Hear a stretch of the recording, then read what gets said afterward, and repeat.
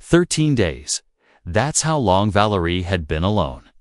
Her voice was gone, her legs were weak, and her skin was pale from lack of sun. She used to be a proud Surokai scientist.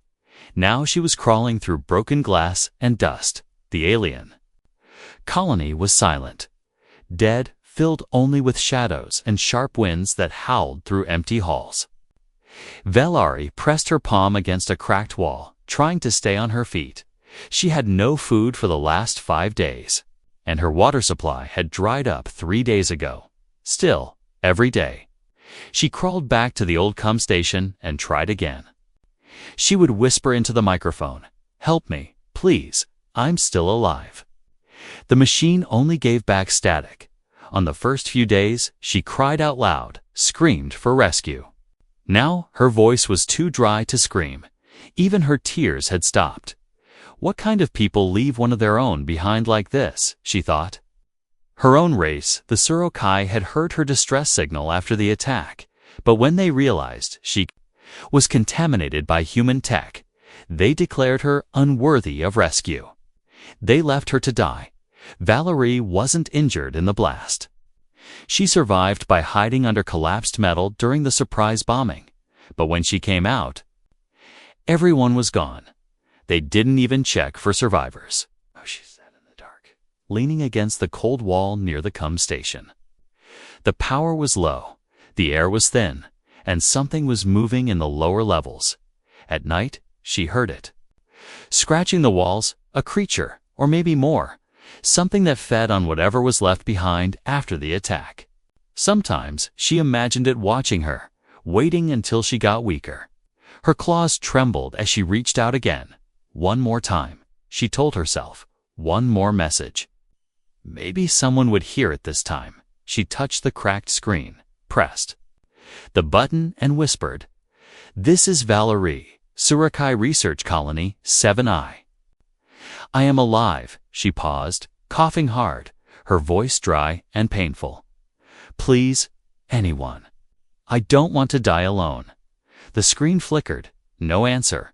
Her hand fell to her side, and her body slumped against the wall. The cold started creeping into her bones. She closed her eyes and whispered to herself, "It's okay. No one's coming." But in the stars above, something changed, far out in orbit. A small human scavenger ship picked up a signal, not clear, not strong, just a broken whisper mixed with static. Inside the ship, a man leaned back in the pilot seat, chewing a stale protein bar. His name was Ethan Riel, former soldier, now Alger. He lived alone, worked alone, and trusted no one. His ship, the Drift Rat, was old, patched together from war wreckage and trade scraps. When the signal came through, Ethan frowned. He leaned forward and played it again. ... Ease. "Anyone? I'm still Al Static." He rubbed his chin. Old Surokai code. Female voice. "Sounds weak," he said to himself. Most humans didn't trust the Surokai. Not after the war. Not after what happened on Mars. Ethan had more reasons than most to stay away from them. But still, there was something in that voice. Something too real, too painful to ignore. He stood up, walked over to the console, and checked the signal's location. Colony 7. "That place was wiped out," he muttered. "No way anyone's alive down there." Still, his hand hovered over the controls. If it was a trap, he'd be walking right into it. But if it wasn't? He sighed, slammed his hand on the panel, and changed course. "Damn it," he muttered. "I must be losing my mind." Below him, the ruined planet slowly came into view. A broken desert of ash and metal, as his ship entered the atmosphere. Something stirred inside the colony. A shadow moved across the hallway wall. Something with too many legs, too many eyes, and it was hungry. Valerie, half asleep near the dead console, didn't know someone was coming. Didn't know a human had heard her final whisper. Didn't know that hope after 13 days of silence was finally falling from the sky. She only knew one thing. She wasn't going to survive another night. Not alone. The ship rumbled as it passed through the thin clouds of the ruined planet. Ethan kept his hands on the controls, eyes focused, muscles tense. The atmosphere was unstable, thick with ash and debris from the destroyed colony below his ships. Warning lights blinked red, but he ignored them. He had flown through worse. Still, a part of him questioned everything he was doing. He wasn't a hero, not anymore. Not after what the war did to him. Not after what he did in the war. He didn't even know why he was doing this. He had ignored hundreds of distress signals over the years, but something in that voice, the way she said please, it stuck in his mind like a splinter. It reminded him of a sound he hadn't heard in years. His sister, crying in a shelter back on Earth during the first invasion. He wasn't there to protect her. He never got the chance to make it right. Now he was flying into what might be a trap, because a stranger's voice reminded him of that pain. The colony came into view, half buried in sand. Its towers snapped like broken bones. The scanners showed no movement at first. But he knew better. Silence didn't mean safe. He landed the ship a short distance from the central dome, weapons ready, suits sealed. He didn't expect to find anything alive, and if something was alive, it might not be friendly. The moment he stepped outside, the wind cut across his helmet like knives. Dust swirled around him as he walked toward the main corridor. The entrance was twisted metal, barely wide enough for him to squeeze through. Inside, it was worse, dark, cold, and filled with shadows. The lights flickered weakly, giving just enough to make things look worse. He passed old bloodstains, broken machinery, and what looked like claw marks on the walls. He moved slowly, every sound echoing in the empty halls. His eyes scanned every corner, every ceiling vent.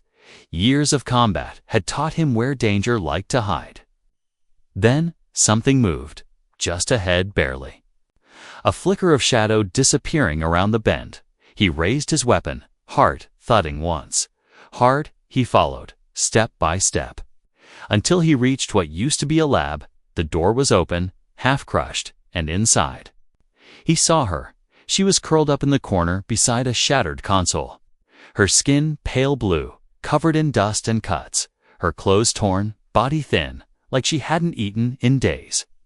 She looked up at him with wide, terrified eyes, one hand lifted. Slowly, weakly, like she couldn't even control it anymore.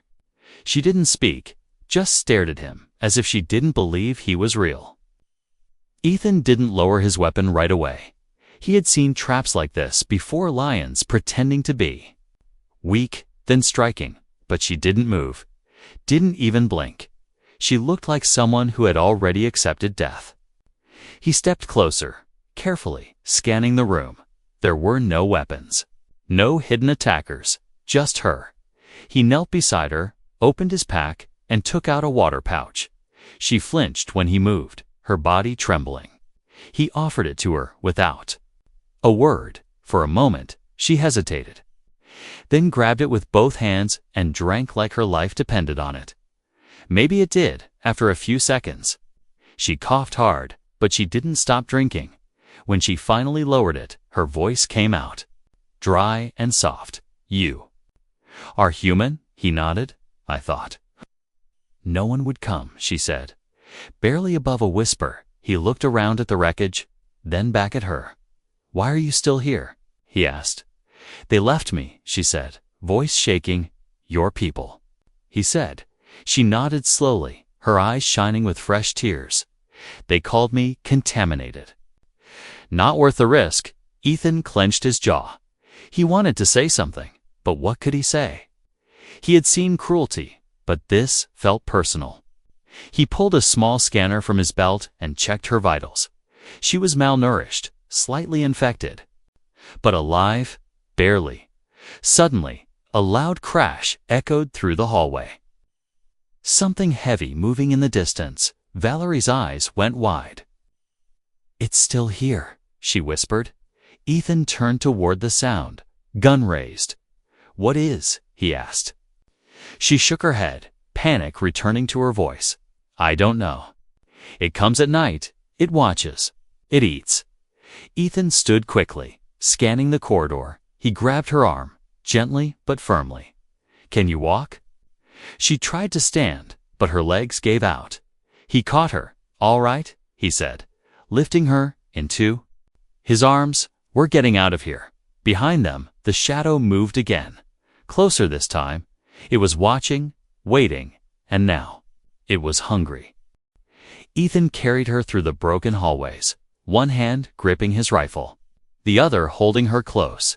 She was lighter than he expected, like she hadn't eaten in weeks. Her head rested against his chest, but her eyes were wide open, scanning the dark. Every time a pipe creaked or dust shifted, her whole body tensed. She had heard those sounds before. She knew what followed them. The corridors were filled with cold air and silence, but not the peaceful kind. It was the kind of silence that whispered of death and waiting things. The deeper they went, the more signs Ethan saw: claw marks, broken doors, shredded armor. Something had come here after the bombs. And it didn't leave. Whatever it was, it had been feeding. He found a room with a half-working door and forced it shut. It was some kind of supply closet, dark and narrow, but it was dry and hidden. He laid her down gently, then crouched near the door. Listening for a long minute, nothing happened. Then he heard it scratching, slow and steady, somewhere behind the walls, not close, but not far enough either. She coughed again, her body shaking. He handed her another sip of water and finally asked, "Why did they leave you?" She didn't answer at first, just stared at her hands. "They said I was contaminated." She whispered, "Because of human tech." Ethan frowned. "What kind of tech?" "I wore a scanner on my wrist from a human manufacturer." During the attack, she said, her voice barely audible, "They said it made me dirty, that I could carry things." Ethan leaned back against the wall, feeling anger rise in his chest. He had heard stories about the Surokai caste system, about how they treated outsiders. But this, leaving someone behind to die because of a bracelet, that was something else. "They told me to stay calm," she continued. "Told me someone would come. But no one did." Her voice cracked at the end, and she looked away. Ashamed of crying, Ethan didn't say anything, just nodded slowly. He wasn't good with words, never had been, but he knew betrayal when he saw it, and she had been betrayed. In the worst way by her own kind. The scratching noise came again, this time closer. Ethan grabbed his rifle and stood silently. Valerie tensed up, pulling herself upright with effort. "Is it back?" she whispered. He nodded once. "I don't know what it is," she said, voice trembling. "But it comes at night, always at night." Ethan turned off the light in the room, plunging them into darkness. Only the soft red glow of his weapon remained. He motioned for her to stay quiet. They both listened, hearts pounding, as something heavy moved through the hallway just outside. It didn't speak, didn't breathe, just walked with slow, wet-sounding steps. The thing stopped. Right outside the door, Valerie covered her mouth with both hands, afraid even her breath would give them away. Ethan held his weapon steady, finger on the trigger. A minute passed, maybe two. Then the thing moved on, dragging something behind it. They both waited in silence until the sound faded completely. When it was gone, Ethan lowered his weapon and exhaled. He looked down at her. "You said they left." "You," he repeated. "Didn't they send help at all?" She shook her head. "They told the higher council I was dead." He blinked. "Dead." She nodded slowly. "They didn't want to explain why I was still using human gear. They said it was better if I disappeared." Ethan leaned his head back against the wall, closing his eyes for a second. This wasn't a rescue anymore. This was a rescue nobody even wanted. A secret buried under politics and pride. And now? He was part of it. "I'm not going to leave you here," he said finally. Valerie looked up at him, confused. "You don't even know me." I didn't need to, he replied. 13 days of crying is enough for anyone outside. The colony groaned again as something heavy moved through the broken halls. They weren't safe yet, but for the first time, she believed, maybe, just maybe, she wouldn't die here. She whispered one word before sleep took her. Thank you, and Ethan, sitting in the dark with his gun across his lap, whispered back, You're not alone anymore. The cold was sharper now. Ethan stayed awake, his back against the wall and his rifle across his lap. Valerie slept beside him, curled in a corner like a child. She was too weak to stay alert, her breath shallow and uneven, but Ethan couldn't sleep. Not here. Not with that thing still out there.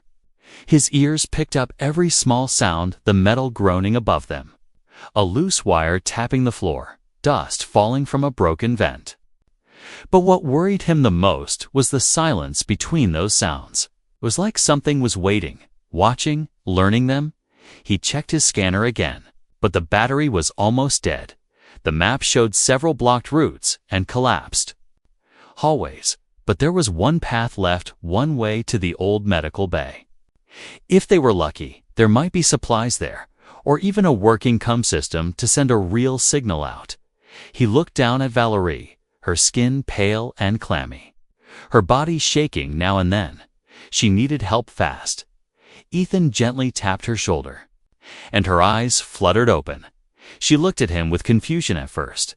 Then fear returned as she remembered where she was. We need to move, he whispered. She nodded slowly, trying to sit up. Her legs trembled as she stood, but Ethan helped her stay steady. He didn't say it, but he was impressed. She was barely alive, but still fighting. They slipped out of the supply room and into the hallway. Moving quietly, Ethan led the way, his eyes scanning every shadow. He had been in war zones before, but this place felt worse. At least in battle, enemies made noise. This thing, it moved like a ghost. As they reached the corner, Valerie suddenly grabbed his arm. She pointed to the wall, her eyes wide. Ethan followed her gaze, and his heart sank. There was a deep gouge in the metal claw marks, long and fresh. Whatever it had been here recently. They kept moving, trying not to breathe too loudly. A few minutes later, they reached the medical bay. The door was half open, its controls flickering with weak light. Ethan stepped inside first, sweeping the room with his rifle. It was empty for now. He waved Valerie in and shut the door behind them. The room smelled of old chemicals and burnt plastic. Most of the equipment was broken, but in the corner, there was an old medical pod. Ethan rushed over and checked its screen. It was still working, just barely. He turned to Valerie. Get in? She hesitated, but then obeyed, sliding slowly into the pod as it closed over her. The screen lit up with her vital signs: malnourished, dehydrated, infected, and blood loss. Ethan watched as the pod hummed and began basic treatment: fluid rehydration, minor wound cleaning, and fever control. It wasn't much, but it was a start. Then he heard it, the scraping, louder this time. Right outside the medical bay, he froze, turned off the pod's outer lights, and aimed his weapon at the door. For a moment, nothing happened. Then came the sound of breathings, low, wet, and heavy, through the crack in the door. Ethan saw movement. A long, slimy claw tapped the frame. Testing it, the creature didn't rush, didn't roar. It was calm, confident, like a predator playing with its food. Ethan held his breath, finger ready on the trigger. The creature pressed its head against the door, just enough to show part of its face, dozens of tiny black eyes and sharp teeth. Its skin was dark and shiny, with patches of armor-like scales. It sniffed the air, as if it could smell them. Then it backed away. Ethan didn't move until the sound of its steps faded into the distance. When he was sure it was gone, he lowered his rifle and exhaled. He turned back to the pod. Valerie had seen it too. She was shaking inside the chamber, her hands covering her mouth. "That's the thing," she whispered. "It's been feeding off the bodies." Ethan looked at her. "It knew you were in here," he said. She nodded. "It always knows."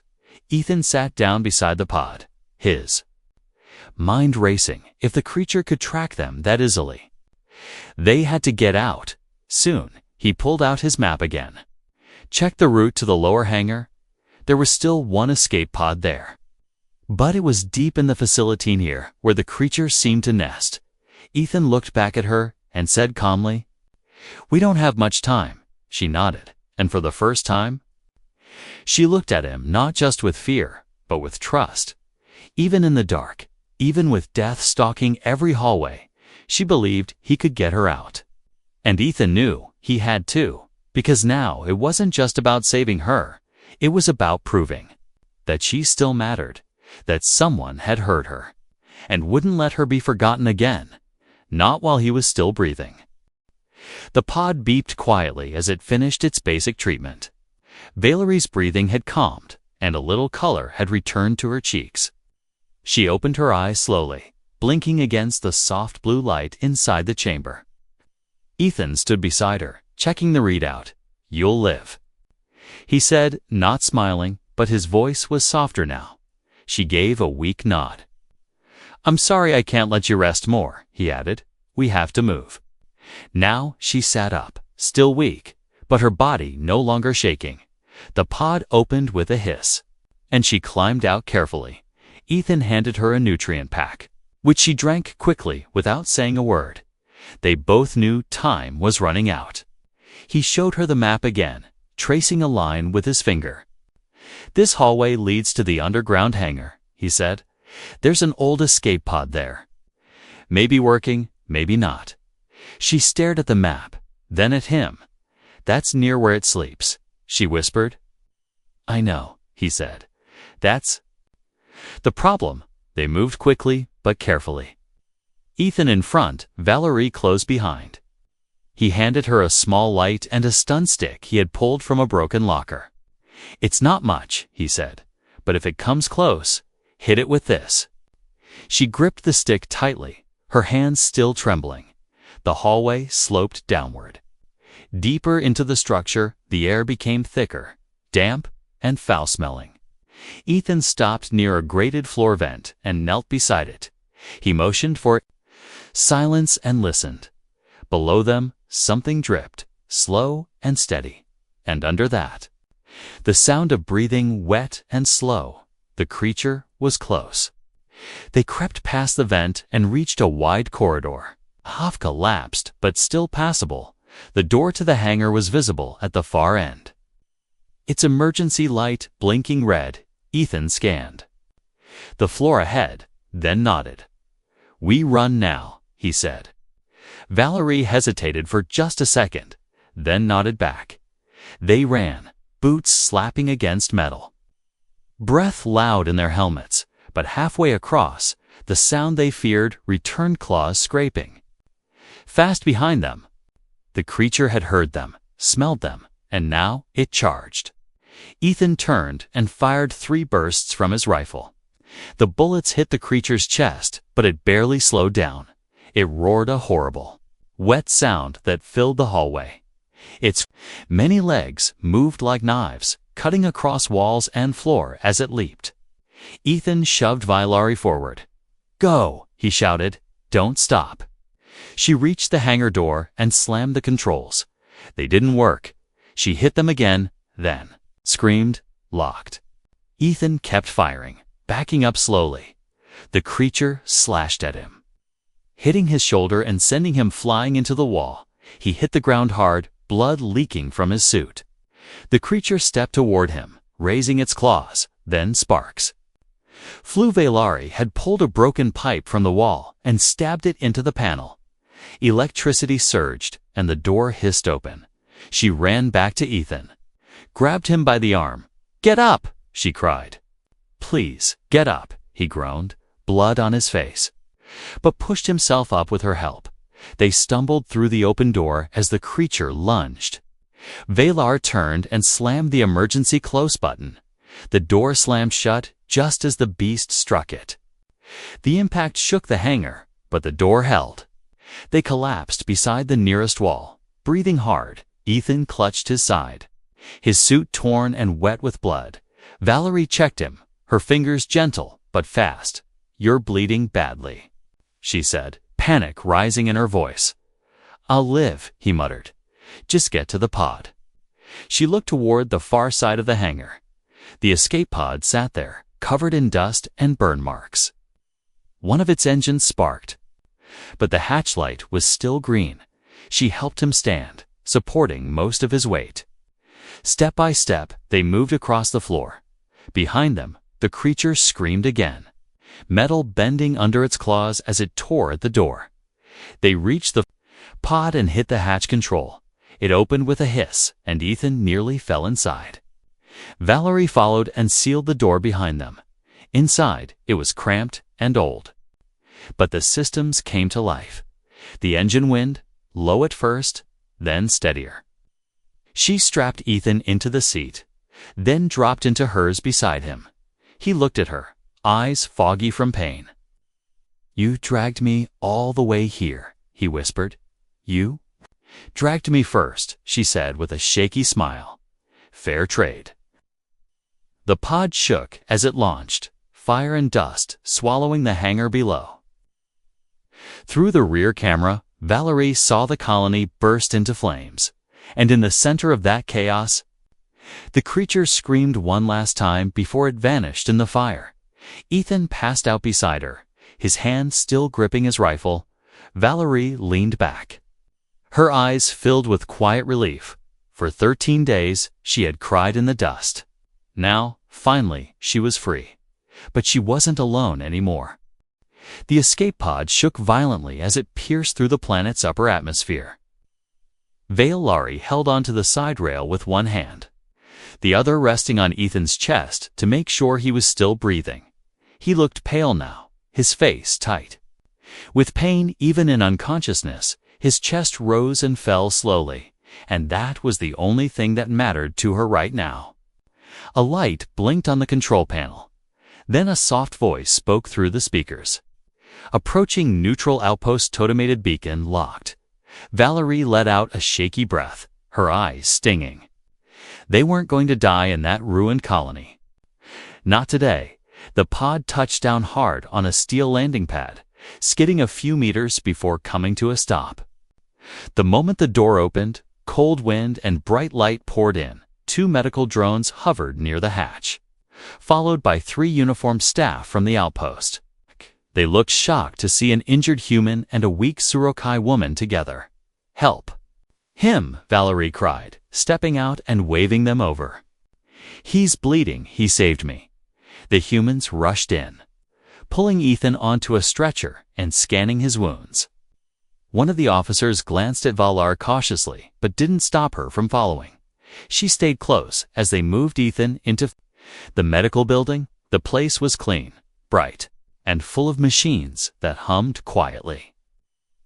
It felt like another world compared to where she had just escaped from. She stood in the corner while they worked on him, afraid to touch anything. Blood stained her clothes and her skin was bruised and scratched. Still, none of them pushed her away.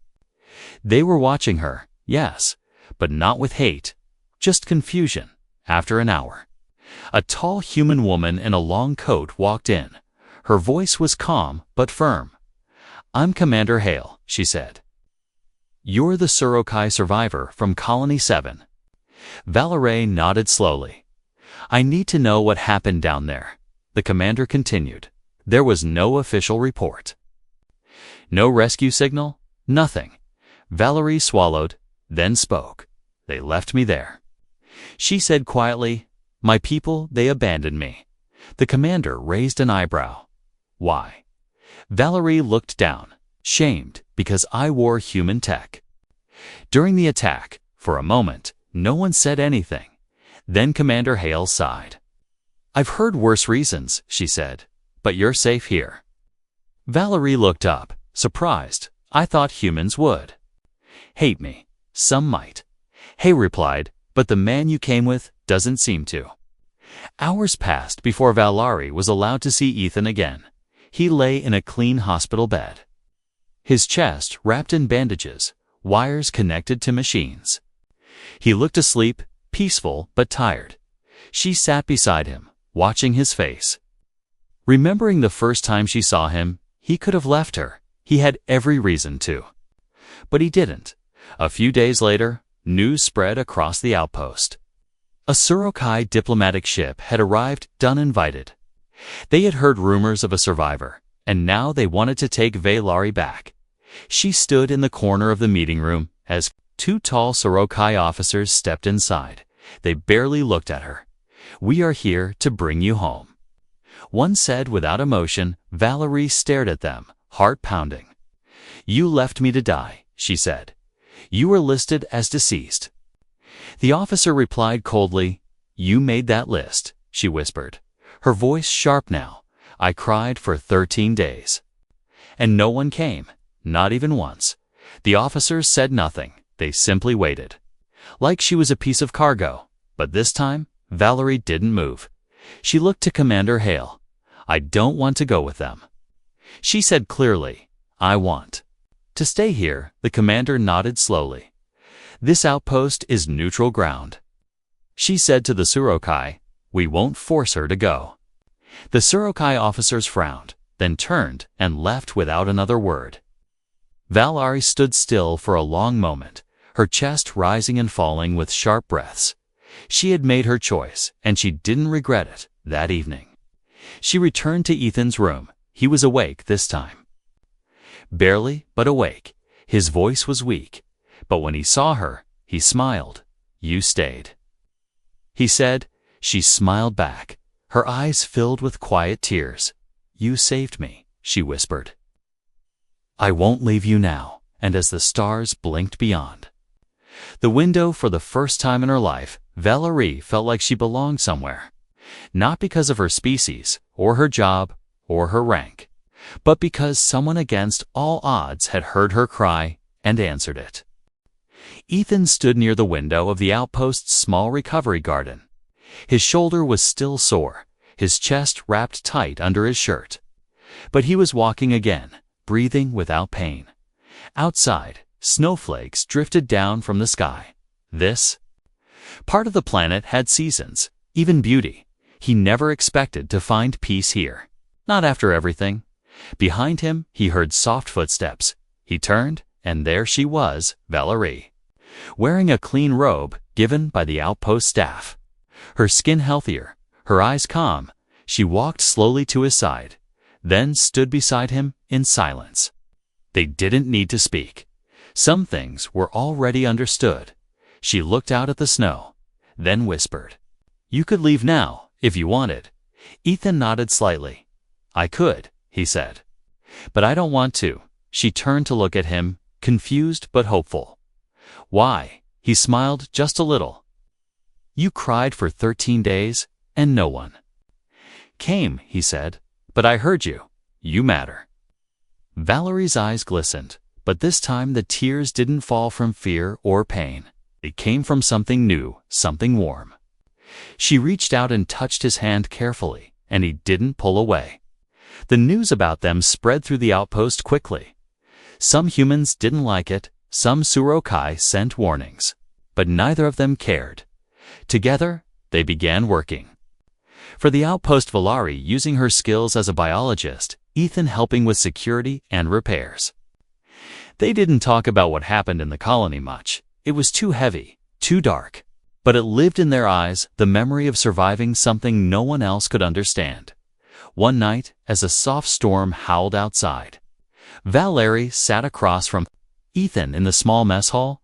She was quiet for a long time, then finally said, "I thought I was worthless." He looked at her, surprised. "I thought I would die and no one would remember my name," she continued. "And then, you came."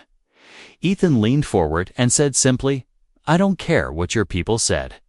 You're not worthless. You fought, you lived, and you saved me too."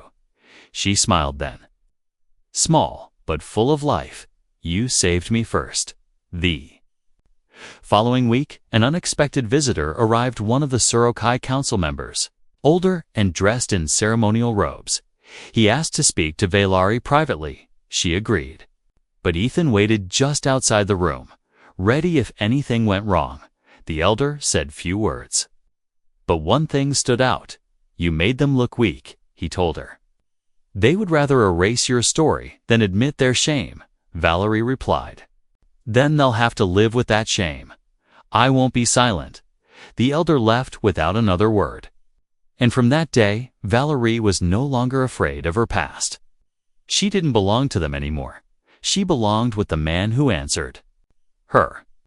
Months passed, seasons changed, the scars healed, though some memories remained. One evening, as the stars sparkled in the sky above the outpost, Ethan walked with Valari to the edge of the landing field. A new ship had arrived, this time peaceful. Bringing supplies and letters from Earth, Ethan handed her a datapad.